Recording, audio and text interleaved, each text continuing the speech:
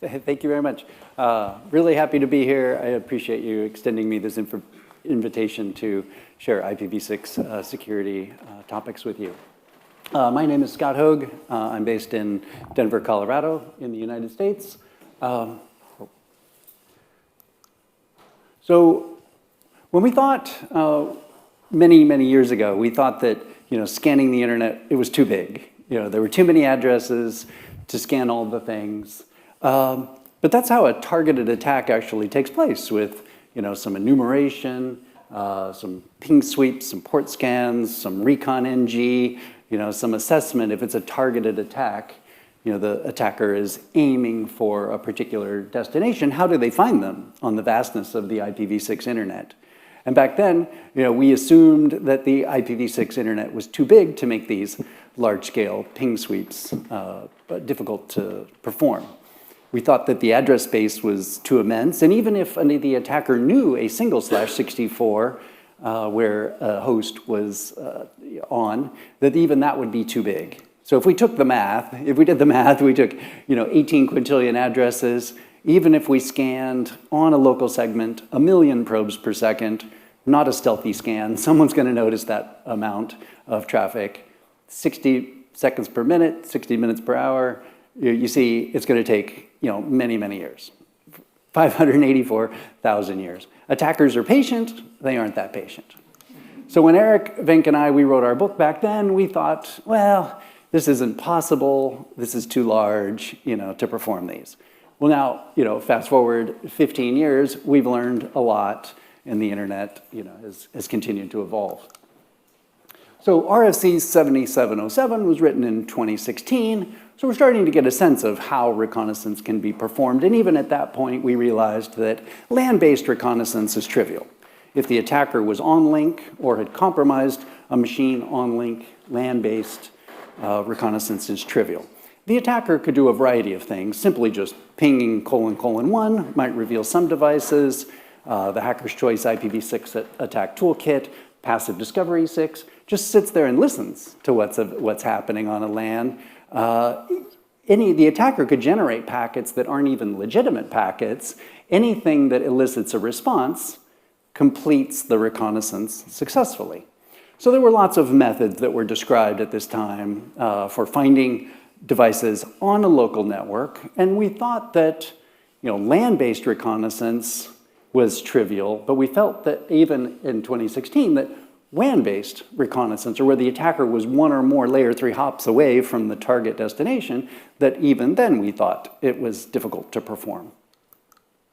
But what we realized that we expected that even if, let's say, the target was allocated a /32, there would be 4.3 billion /64s within that, and even the prefixes might be difficult and sparsely populated to even perform remote reconnaissance. But the prefixes aren't randomly assigned, like interface identifiers are oftentimes randomly assigned with temporary privacy, DHCPv6, randomized identifiers or stable slack or other methods. The prefixes themselves are laid out with a logical pattern. And so over time, we've gotten more creative at coming up with innovative techniques of scanning not just the networks, but the nodes on those networks. So now it is possible to perform this remote reconnaissance. And so it's useful for us to know how IPv6 has evolved and what we used to thought was impossible with some creativity and some code. Now we know that these things are possible. It's important for us to know that this could be happening on our networks. And so many mobile devices, as we just mentioned, have host-based firewalls, but sometimes don't have host-based firewalls on them. Some devices may not be stateful or not be doing any stateful packet inspection, and then might be making the land-based /64 accessible from someone over the internet. We also see that many devices still use EUI64 interface identifiers and encode the organizationally unique identifier in the first 24 bits part of the interface identifier, followed by FFFE, and then the last 24 bits of the unique MAC address. And based on that, you could determine what the device is. Or if you know a certain device on a network are popular among a certain service provider's subscribers, you then only have to scan 2 to the power of 64. That reduces the scanning space. Also, devices could be communicated with, and like I said, you don't have to send a device something legitimate. You could send it something illegitimate. You could try to communicate beyond that device to a /64 that's beyond it, to an address that doesn't exist. And then maybe get it to cough up an error. Oh, that address doesn't exist. A destination unreachable, address unreachable. You could get a device to cough up an address. And some devices do respond to the subnet Anycast address. Just a week ago, there was a paper published, scanning the IPv6 internet and the subnet router Anycast addresses. You could communicate to these : interface identifiers. That's a valid interface identifier. It just happens to be all zeros. Communicate to a device and get it to cough up a response, completing the reconnaissance. So now we've reduced the scanning space. So the other technique is to increase the hop limit. Just like you do a trace route, you increase the hop limit 1 hop. You're essentially doing depth finding. You're looking for something, and when you create something with 1 extra hop, it'll get thrown away and you get back an error message, hop limit exceeded in transit. So you can kind of map out and depth find devices using this technique as well.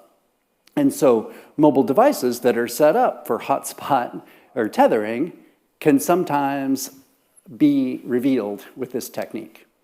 So there was this group at a Black Hat conference in 2021 that showed how this could be done, how different devices, Android, iOS, Linux, Windows, host operating systems, they vary in how they behave, but if they had the hotspot or tethering function turned on, they could be discovered. So turn that feature off on your phones if you're not using it is the right answer. But you should watch their video. It's very exciting to see how they discover all of these devices on the internet. So then in 2022, we're getting a little closer to modern times here, this paper about natting else matters. So these researchers at University of Colorado Boulder, about 10 minutes from my house, my alma mater, they did research where they looked at CPE devices. And they said, of these CPE devices, which ones have which IPv6 features, and which ones are doing stateful packet inspection with regards to IPv6. And they found popular products, TP-Link AC1750 version 2, no IPv6 firewall. That was actually the most popular device for sale on Amazon.com. So they found that there were lots of these weaknesses out there. If you were a customer, you'd think you were buying a device that was v6 capable, yes, but it had you had a lack of v6 security capabilities. So the RFC basic CPE requirements for IPv6 just describes what we expect a CPE device to do from a basic standpoint, but there is another RFC called simple security. And that simple security RFC is a should, not a must. So you could buy a device that meets the requirements of basic requirements for IPv6 CPE, but does not meet simple security and would not be stateful. And they could be discovered. And you could communicate to the global unicast addresses that are inside of that subscriber's location. So there was scanning assessment done August of this year. A paper was published of scans they were doing earlier. And they were scanning devices and seeing if they were susceptible to different kinds of crafted packets, such as tunneled packets. So there were vulnerabilities published, CVEs published in 2024 and 2025 about tunneling. We often thought, oh, we aren't doing tunneling anymore. The days of 6-4 Teredo isotap are gone. But let's see if we can get a device to receive a packet that is tunneled, get the CPE to decapsulate it and forward it on. And then could we find devices beyond the CPE, inside the residence, inside of that business? Could we do this as a reconnaissance technique to find hosts inside of the network? And they found that there were many devices that were susceptible to these. So they could see these GRE attacks, millions of these devices could respond to that, and there were GRE6 and 6 and 4 packets that were responsive. And they were finding, they created a graph to show different countries and their responsiveness on a logarithmic scale here. So we see that there are many devices, and the attackers don't have to generate traffic that is legitimate to complete the reconnaissance or find a target. So this group also worked with the UK government and Shadow Service to graph the responsiveness of these different tunneling attacks, and this is the Shadow Server URL that shows that things are improving, but very slightly, and this is during the period of time when they were conducting their experiment for their research paper. So earlier this year, I guess just a couple months ago, there's a paper written by Eric Rye, Robert Beverly, and others. I'll mention them on many papers coming up in this talk. They had a paper called "Where Have All the Firewalls Gone?" They also found CPE devices that were not using firewalls. They were not performing any NAT for IPv6, and they weren't doing stateful packet inspection. So they were finding these reconnaissance techniques that they could use. They found devices, they found Apple devices, they found a lot of printers inside of people's homes, and these are some of the quantities of things they were finding. They were finding, IoT devices inside of the homes and things like that as part of their probing. These are some of the protocols that they found. They found CPE WAN management protocol, IPP, Internet Printing Protocol, 5000 printer. These are the ports they were finding that were open or accessible to devices beyond those devices the CPE devices that did not have firewalls on them. So this is what their research showed a few months ago. And so over the past decades, we have assembled an IPv6 hit list, or the Technical University of Munich, TUM, has assembled this list called the IPv6 hit list. This is like the Etsy hosts of the IPv6 internet, of all these devices that are either known or possible, and then those that are responsive.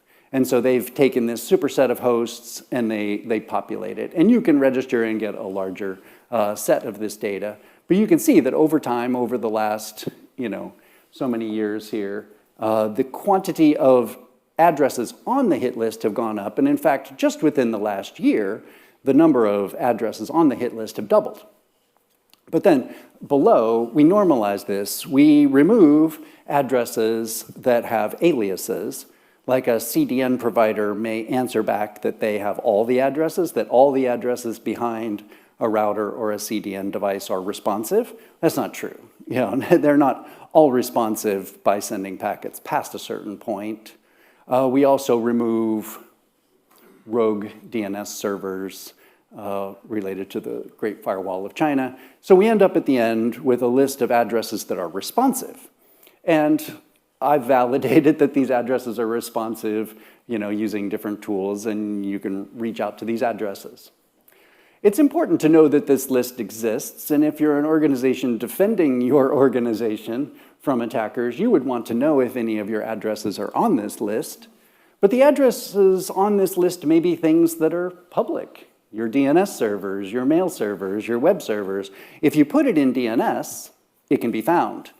Things in DNS can be found by just guessing forward lookups, by Google hacking and finding FQDNs. But you could also use reverse mapping zones to map out the address. You can send queries for certain addresses to authoritative name servers for the IP6.ARPA domains, and whether the name server hands back NX domain or no answer gives you a clue if there is something there or if there's something might be longer. And so you can depth find through the IP6.ARPA reverse mapping zones, find addresses that might be responsive. If you put it in DNS, it could end up being on this list. So you would want to assess yourself and see if any of your addresses from your organization have made it onto this list. because this is what the attackers may be using too, as well as security researchers. So there are many scanning tools now that work with IPv6. Many years ago, ZMAP and MassScan didn't work with IPv6, but now they do. We have tools like ZMAP v6, FI6S, and YARP, yelling at random routers progressively. These tools tend to be stateless. They generate a large, flamethrower amount of packets, and then what happens to come back, the very small amount of traffic that happens to come back, they can figure out what was the packet that triggered it. So some of these techniques will include a little checksum, a fake little checksum, or some little clue. So when a packet does come back and includes back the original packet as part of a response, an ICMPv6 error message, for example, might include the original packet that was the offender. From that, they can reconstitute what was the original triggered packet. So a lot of these things generate a large volume of traffic. They can be multi-threaded. They generate a lot of traffic. They also can do different techniques like the depth finding technique, the hop limit technique, and also use the packet too big trick. By generating a packet, getting a response, answering back an ICMPv6 packet too big message back to the source to fake the probe destination into thinking that there is path MTU discovery required in the reverse direction, and thus then anything you sent past that device would be fragmented, its response traffic coming back to you, and you would know that it was all related and behind that one node. So you can use the packet too big trick as well. So these tools use those techniques. So there was a paper written earlier this year, 6trace. 6trace, the name of their paper, but it's also the tool that they developed to do this.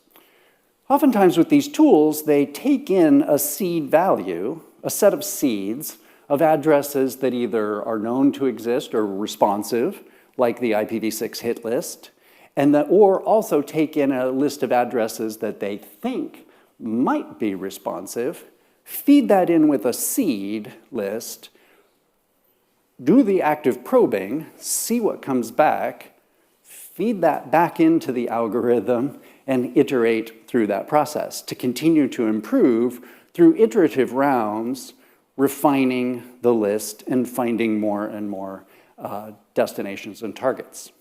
And so with 6trace, they aim to minimize probing redundancy, get rid of aliases, use a hit list, and move through like that. So what they were also finding is that this technique achieves a higher percentage of improvement. Now the scanning efficiency is still quite small, so it's a 70% improvement of a quite small amount, but you're still finding things. You're generating just such a large volume that anything you find back that you know is responsive, and you're finding things.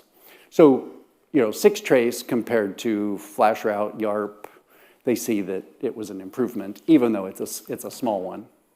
And they could see the number of interfaces that they're discovering as part of their remote reconnaissance increase.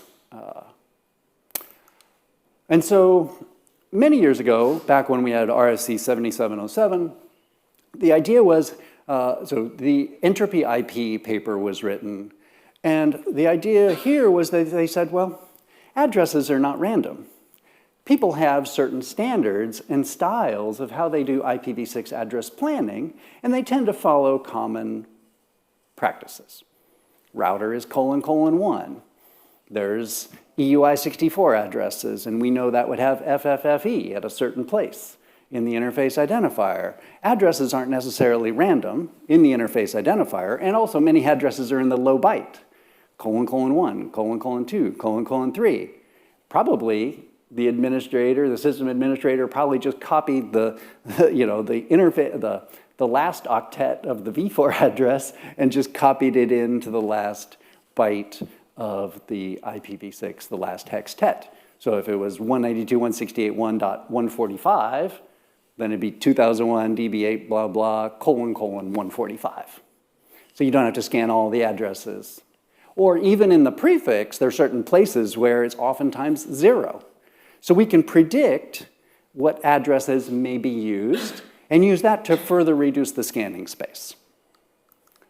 So 6gen created this paper published by Austin Murdoch and his colleagues, said, well, let's think about how we would create an algorithm called a target generation algorithm to precog what addresses we think might be responsive. Then do the scanning and reach out to them and then see what is responsive and iterate through that list. So this was an early target generation algorithm, a TGA. And they had their code, and this is what they found. And they also found many aliases where one device, like a CDN, responds for multiple IPv6 addresses behind it. And so this was an improvement upon entropy IP. Since then, since 2019 through now, there have been many academic papers written that describe different methods of target generation algorithms. Some of the introductory methods were like entropy IP and 6gen. Then there were many systems that were tree-based, generative tree-based, 6tree, DET, and others. And then there's been also other academic papers that borrow from machine learning, language models, how do we think addresses are written or what could be found. And they usually, these papers use ZMAP, FI6S, YARP as the tool that is doing their mechanism, and they just write some code to automate the process of using that tool to perform their assessments. So these are papers that have been written over the past few years, but you can see that this area of large-scale internet reconnaissance has been helping a lot of people get some advanced degrees, but it's also been an active area of research.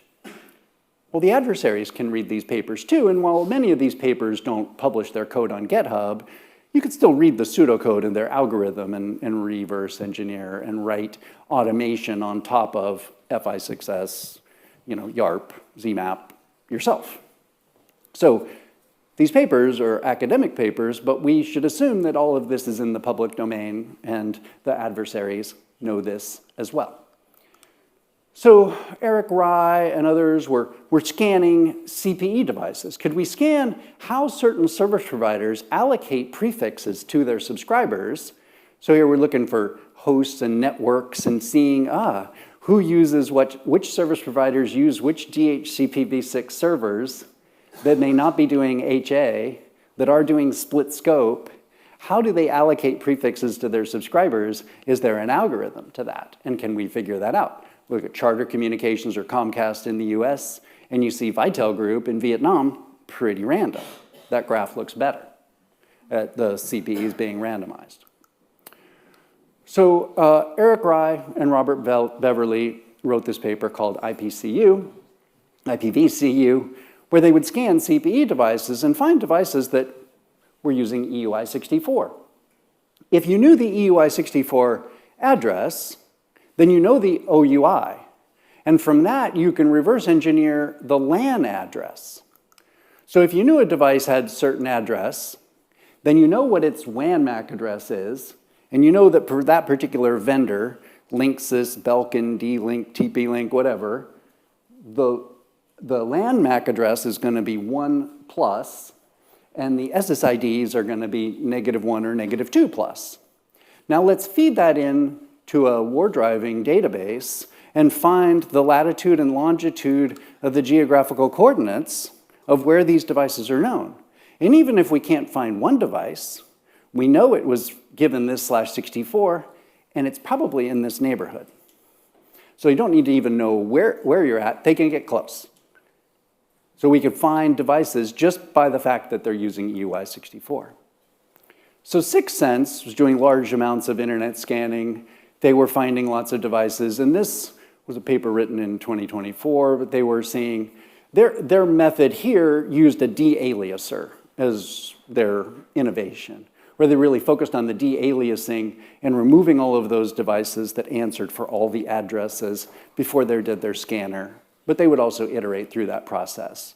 And they took in this big data set.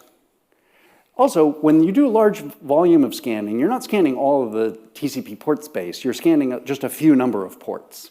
You're doing just an ICMP, TCP 80, 22, 443. You're just doing a few little ports, but you're scanning a broad range of addresses for just a few ports. And this would be true of any other attacker behavior where the attacker has an exploit. They're scanning all the addresses to find the devices that they have the one exploit for. So they were finding lots of CPE devices and printers, and they were finding lots of devices that were inside of the homes.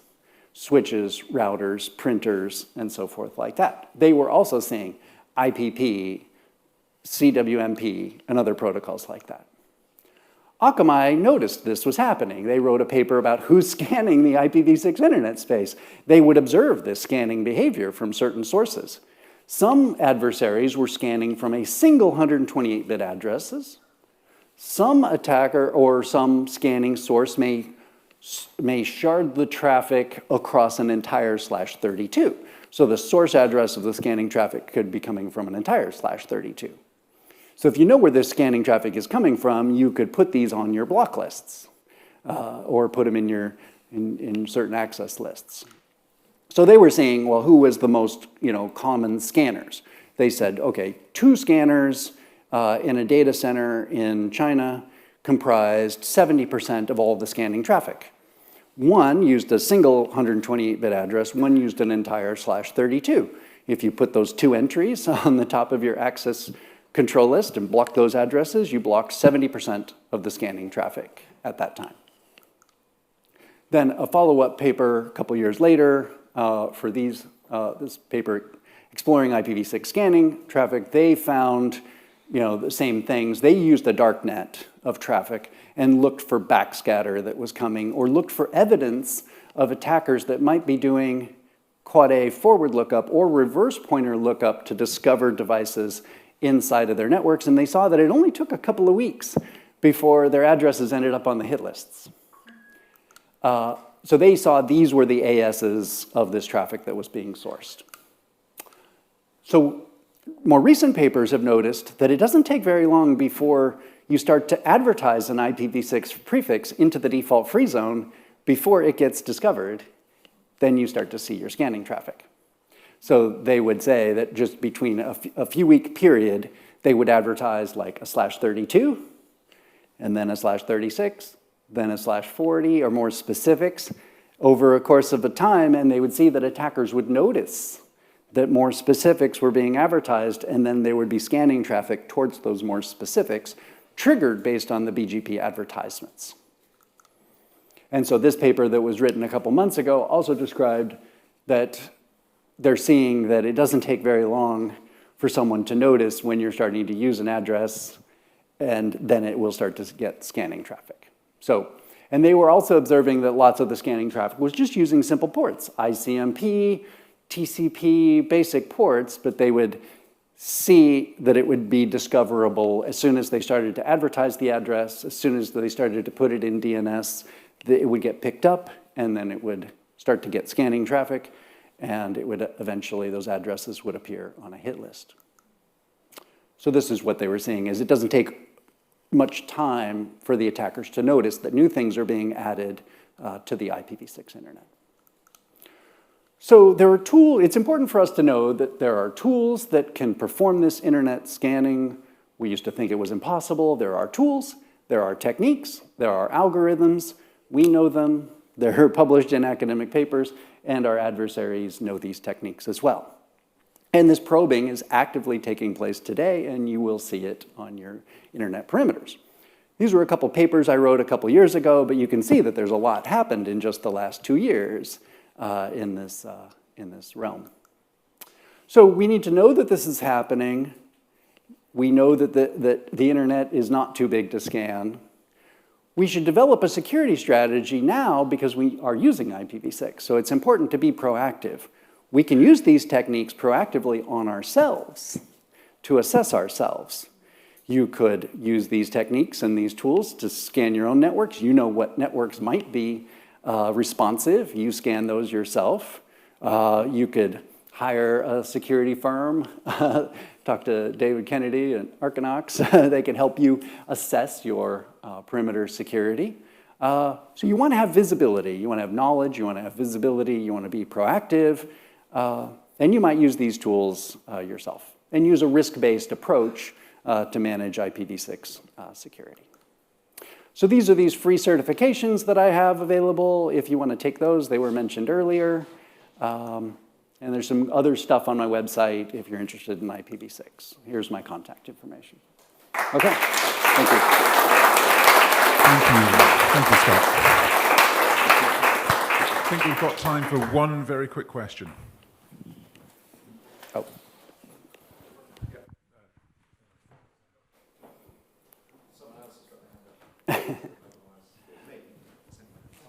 Okay, so that's great.